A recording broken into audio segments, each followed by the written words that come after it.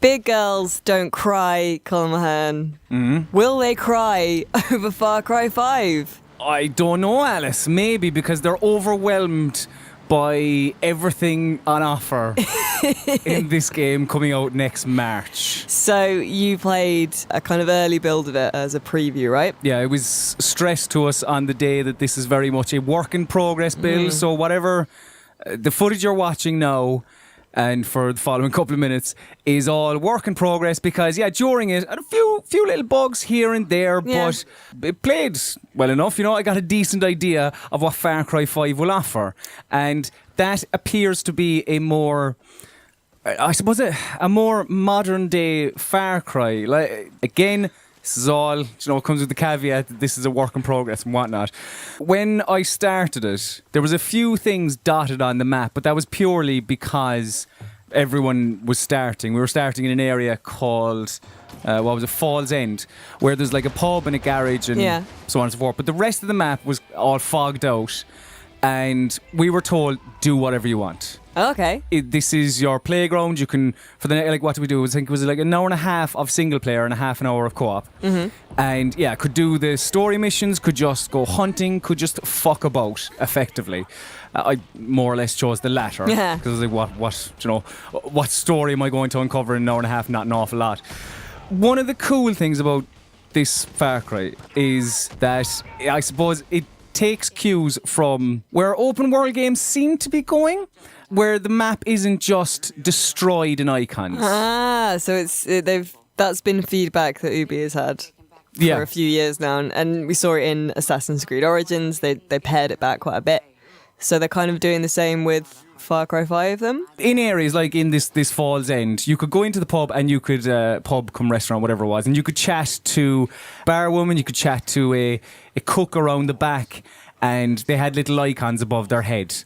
After speaking to them, that then initiates sometimes a story mission, sometimes a side mission. And as far as I'm aware, I can't remember if there is a differentiation in the symbols. But either way, that's how you start a mission in Far Cry, which I very much welcome. Because one criticism that I would have as the Far Cry series went on was, like you mentioned Assassin's Creed or whatever, was just the maps were destroyed and stuff. Yeah, towers, all the icons for all the stuff. Mission here, side mission there, hunt and whatever, It just kind of became too much. The world itself, where was it? I was in a place called Holland Valley. It's all split into regions. How did you get a sense of kind of how big it is? And I mean, it seems big, you know. Yeah, I mean, I'm sorry to give you stock open world answer, but how many Skyrim's size is it? Oh, it's 79. I have no idea how many Skyrims it is, but it seems quite large and quite dense because of all the kind of random events that happen, which I'll get onto. So it's split into different regions. It reminded me a little bit of Ghost Recon, right? And I hope it doesn't go to Ghost Recon. To Ghost Recon, because Ghost Recon was split into different regions, but each region had a big boss, as it were, and you had to kill like fucking, I don't know, 5 or 6 small ones underneath. It was a lot anyway.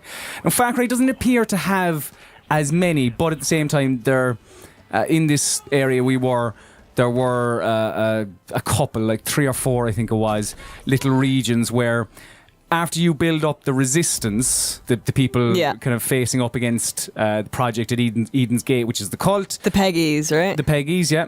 Which is really funny because pegging is something else. But that is true, yeah. Well, I took it as a play on pigs because they'd say pegs. Okay. Shows you where both our minds are at, really. But you take down the smaller guy to get to the guy we've all seen in the marketing, Joseph Seed. Because he has David Koresh-like character. He has like his kind of brothers, like his family, right? That are kind of his lieutenants. Yeah. You can also hire locals. Now, I know in the preview you played, there was like your allies, which were the dog. Yeah, the dog, the Nick, the guy with the plane. Yeah, and then there was a sniper. So I didn't really get to dabble with that all that much, but I was able to hire just locals that are scattered around, and you'll see someone. just with like an RPG or a sniper rifle, just kind of walking around town or something. Open carry laws, man. Just taking my sniper for a walk. You can walk up to them and you can either talk to them or hire. And once you hire them, they become your buddy until they die, effectively. They're quite handy as well. You can order them to make kills if you want, and I just become an extra pair of hands, I suppose, really. Has it still got obviously hunting and kind of skinning things and that kind of stuff is quite a big part of Far Cry. Yeah. What is it? Well, deer and fishing and all that kind of stuff. There are. I'm trying to remember the animals I came across. Do you know what? I didn't come across loads. I'd imagine in the full game you will. I came across a herd of deer, a bit of cattle. I'm trying to remember. I came across a wolf as well. You're not going to cross your kind of tropical animals here because you're in Montana and the world itself is quite lush and green and it's really nice, actually. It's quite reminiscent of home in many ways. Really? Yeah. There'll just be lovely kind of streams. Rural Cork is very much like rural Montana. Yeah, very much so.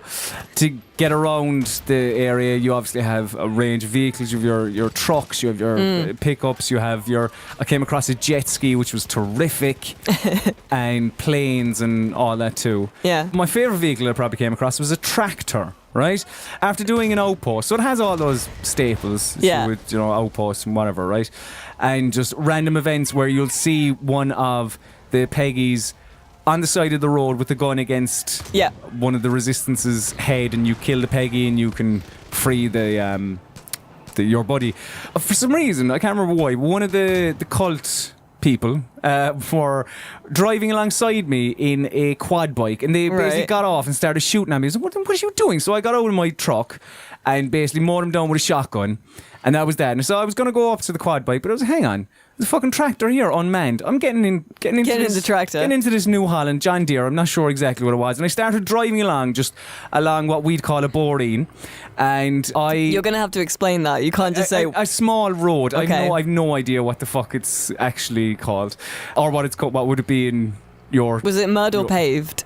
It was mud, but with that like green strip, strip, and I was driving along it, and I came to a farm where I saw a bear and a bull squaring up to each other. What's going on here? And anyway, the bear takes a swipe. I was like, whoa! The bear starts fucking. The bear and the bull are going at it. I'm just an innocent bystander in all of this. The bear eventually takes down the bull, sees me in the tractor, fucking legs it over to me. Oh God! Takes a couple of swipes. I get out of the tractor, try and find the bear to go, listen, this isn't on, have a chat with him. He's gone, so I go over to the bull, and then I suppose I perform a eulogy or something and start shooting up in the air a la Point Break stroke Hot Fuzz, which then gains the attention of some of the baddies in the area who come over to my newly acquired farm and try and kill me. And it is those moments that I just thoroughly enjoy about Far Cry. There was another one, right, when I was playing co-op, which sadly we weren't able to capture any co-op, and myself and my buddy, I was driving the pickup truck, they were sitting in the back, and they were shooting people along the way or whatever, right?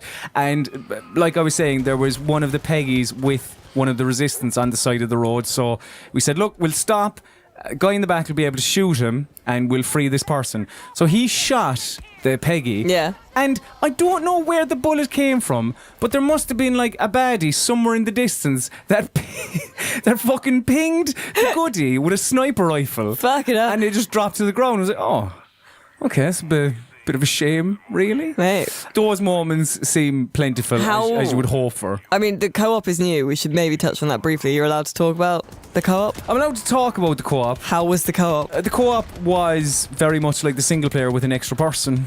That was it, really.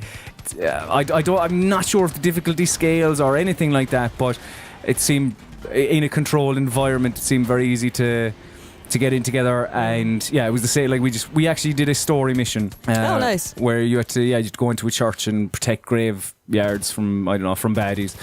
But there was nothing. It's not segregated from the main story. It's all very much the one thing.